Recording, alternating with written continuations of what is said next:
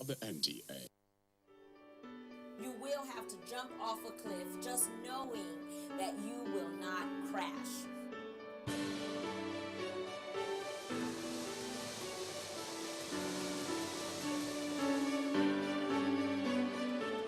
Let me tell you, everybody has their baggage and everybody has their demon. So you might as well deal with your own demon and everything will work out fine. If you're not in control of your emotions will be in control of you.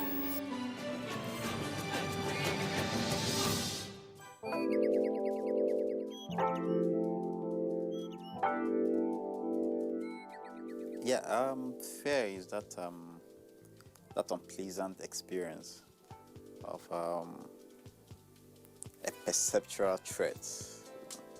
Mark the word perceptual in the sense that sometimes it might not be real, but that feeling that there's a threat coming from somewhere, there's danger somewhere that restricts you from doing certain things. You know. I experience fear. I do. I consider fear to be doubt.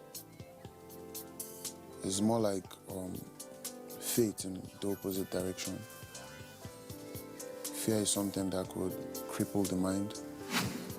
Fear is like doubt. Like, fear is an emotion too, yes. It's an emotion.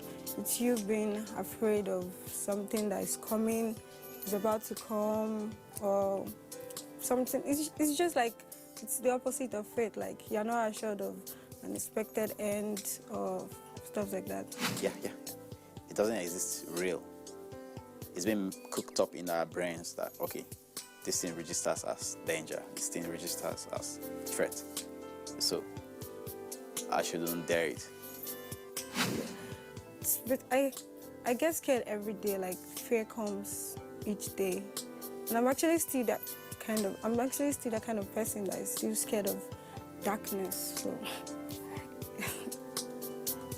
yeah, there's something I call risk analysis. I'll wait, like how, if I want to achieve something, for example, I'll wait, what are the benefits? What are the dangers? If I don't get it, what will happen? If I get it, what will happen? I face fear almost every day of my life. It's, as far as you have goals, you have ambition. In general, even if you're driving, you just tend to fear certain things. It just happens. To be scared, I think it's human nature sometimes. It's human nature. It's being a human being.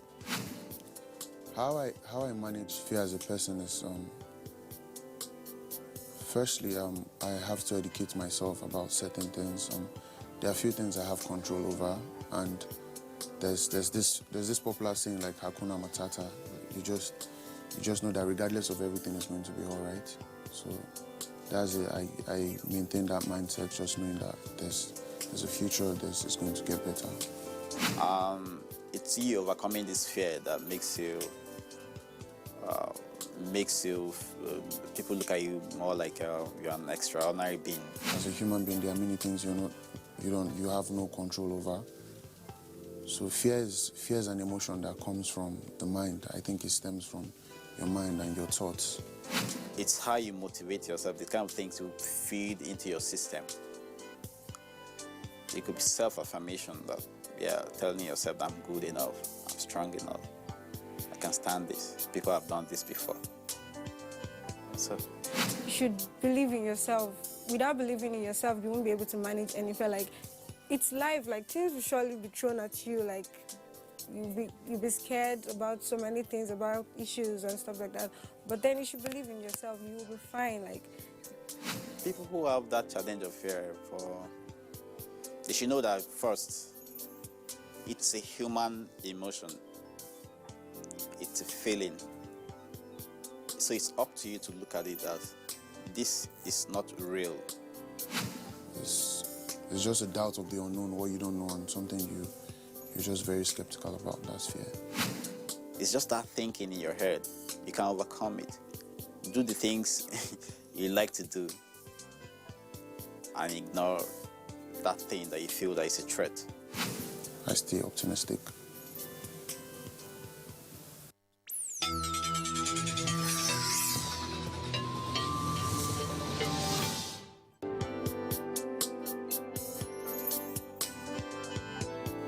Hello, you are watching Emotions with Omenesa, and this is pretty much a show where I encourage you to not allow your emotions control you, but control your emotions.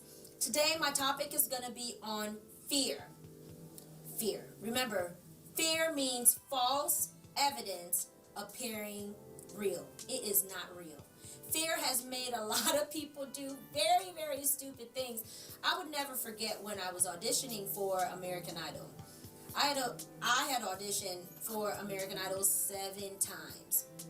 And I made it quite far. Now, when it got to the 7th time, which is in the 5th year of auditioning, I stood in front of Simon. I was looking like, literally, like a Barbie doll. My face was pink, my lips were pink, my dress was pink. I completely forgot my lines. I started on F or G. Like, I started on a key that I just couldn't hit. And all my months and months of rehearsal and everything that I had been rehearsing completely fell apart. So I auditioned for American Idol 7 times, and I probably would have made it far by the grace of God if I wasn't scared that last time, because I just started on a very, very high note, and there was nowhere else to go. I just kept going higher and higher, which of course was not sounding right, you know. So of course I lost that opportunity right there, and it was because of fear. I was nervous, I was anxious, but as I got older, I looked back on that situation and I found out that it wasn't just fear. There was something underneath, because I believe that fear is a symptom. It's a symptom of something. So to me, what was underneath was low self-esteem. It was anxiety. It was anxiety that took me to that place. And now that I'm older, of course, I could look at the root of it. You see, because fear is only a symptom. It's a symptom of something. And in my case, it was low self-esteem. I always felt like I was never going to be good enough. I always felt like something was just going to go wrong. And that's because I repeated the 7th grade 5 times. Yes, which in Africa, that's JSS 1. I repeated that grade 5 solid times. So to me, I was never ever going to make it. Something was always going to happen. I was always going to have to repeat. I was never going to be good enough. So I always set myself up that whenever I got closer to the finish line, something will completely sabotage my flow.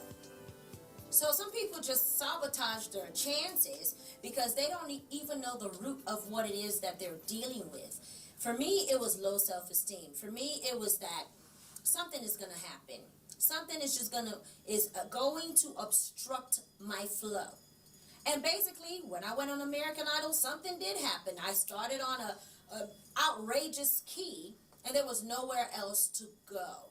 And that's because I had low self-esteem. I overcompensated with the lipstick. I overcompensated with the horse hair. I mean, the horse hair was very long, y'all. Like, it was long. Okay. I overcompensated for all of these things because I felt that I wasn't good enough. And then I'm starting on a key that's just not even right after I had practiced for months and months and months to a song that I knew. And I knew that I had a chance, but because I was scared. So whenever you feel fear, the first thing is, what is the root? What is the root of your fear? Like, when your heart goes, what is the root of it? Like, did something happen when you were younger? Were you raped? Were you beaten? Were you battered? Were you scolded?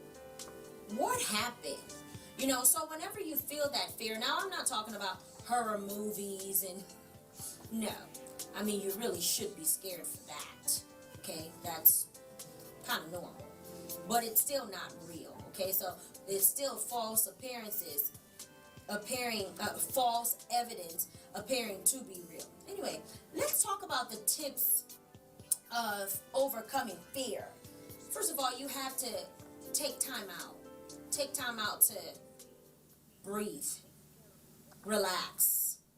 Know that once again, this is not real. It's just a figment of your imagination. Now, if it's somebody in your life that's they are physically making you scared, once again, it's still not real, because that person is also operating from a place of brokenness. That person is operating from a place of fragmentation.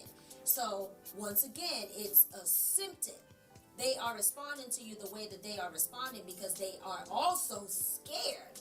So that's their coping mechanism. So when you can realize that people treat people the way that they were treated, or hurting people hurt people, that person will completely lose their grip off of you. You will stop being scared of that person, or stop being scared of that thing, because you would realize that that thing is also scared of itself, or has been in a situation of fear. So take the time out to realize that this is really not as big as it is. Like, this is really not as big of a deal. Like, okay, I am in a dark room. There's nobody in the room with you. So don't imagine ghosts. Don't imagine images. Don't get scared, because it's only you in the room. Okay, so when you want to get scared, just calm down. It's only me in the room, and it's only dark. It's just dark. Like, nothing else is happening. It's just dark. Remember, fear is false evidence appearing real. Remember to breathe. Take very, very deep breaths. Remember to face your fears. Don't avoid your fears, like I was saying. Don't act like they're not there. If you're scared, find out why you were scared. If you're panicking, if you're hyperventilating, find out why. Why? Why does this happen all the time? What is the reason? And then when you find out the reason, face it. Don't ignore it. Don't mask it. You're not shocked anymore.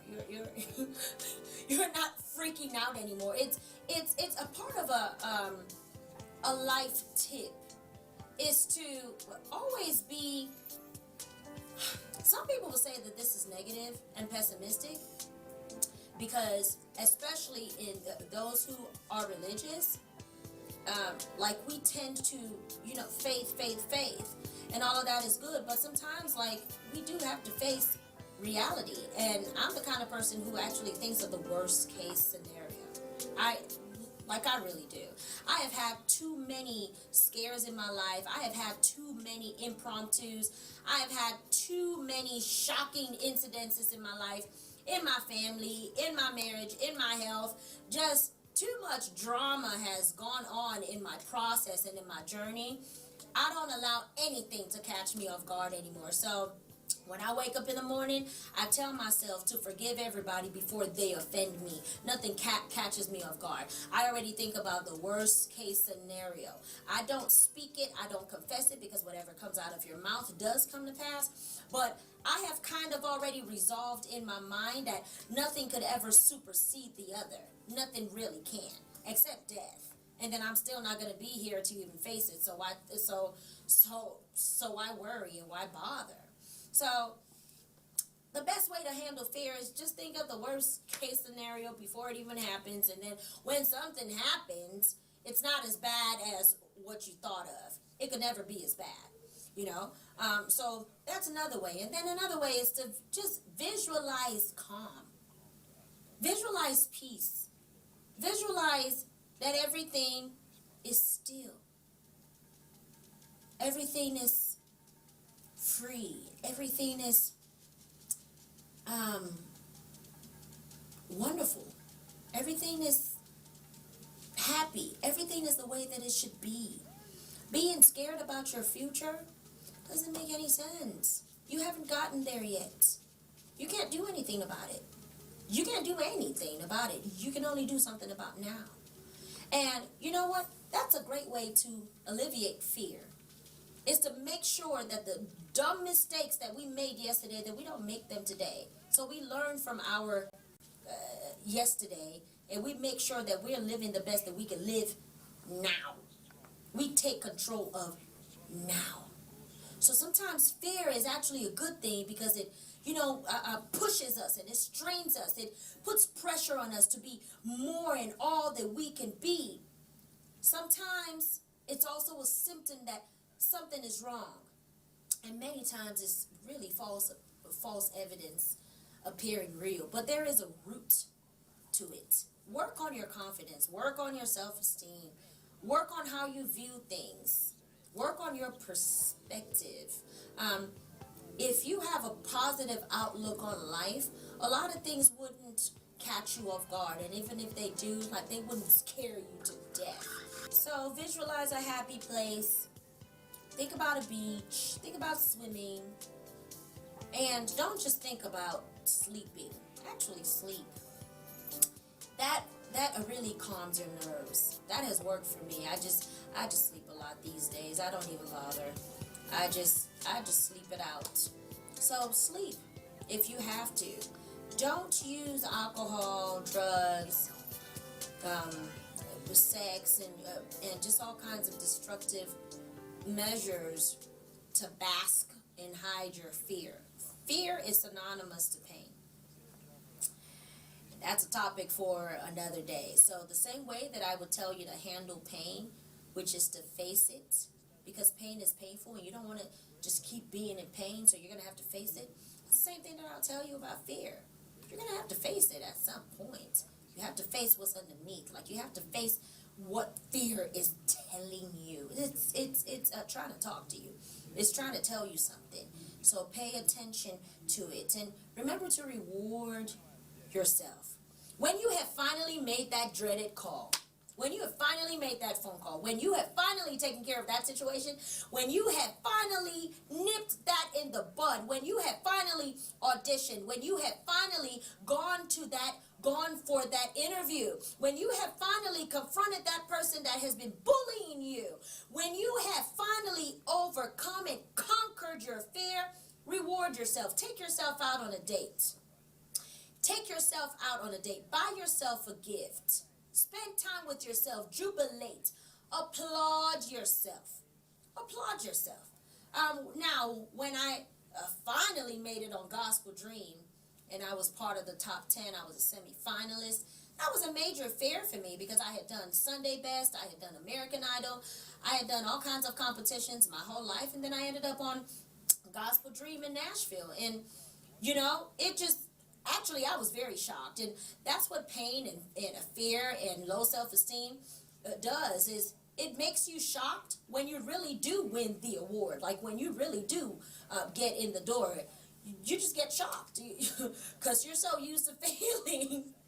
You're so used to failing, and I was so used to failing. But this time, there was no room for fear. There was no room for pain. There was only room to jubilate. I was so excited. I made it to top 10. I was confident enough. I brought it. I sang exactly what I said I was going to sing. I calmed down. I relaxed. So that's an encouragement to you.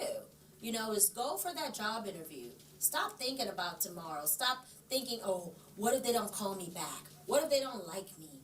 What if this happens? There was a time that, because I was so scared of losing family members, I was so scared of being left, I literally used to imagine, like, somebody in my family dying. Because I was so used to being left alone while I was growing up. Just so many childhood situations just kept me in somebody's house. Like, I was either in somebody's house or I was at home, but dad was laying hands and mom was working, and it was just I was discombobulated, basically. So when I became an adult, I planned that I would never ever be left alone. And because of that, sometimes I used to imagine that so-and-so was going to leave me, or my husband was going to die, or my dad was going to die, or my mom's going to die. Oh my God, and what am I going to do? Don't set yourself up like that. Live for today. Try to live for today. And remember, fear comes in so many ways. You could be scared of a person. You could be scared of a situation that hasn't even happened. You could still live the trauma of something that has happened. It's still false evidence appearing real, even if you are touching it and the person is right there and they imbibe fear in you, it's a sign that there is something in you and they are only the trigger. They are not the problem. They are the trigger. And if they do happen to be the problem, remember to confront it. And most of all, pray. When you're scared, pray. Pray. Pray it out. Pray it out. I don't know what tomorrow brings. Pray it out. Pray it out. Pray it out.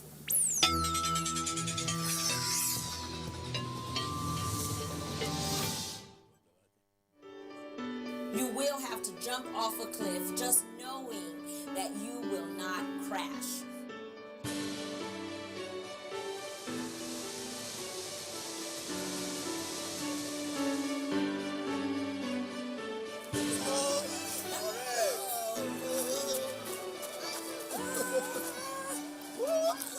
If you're not in control of your emotions will be in control of you.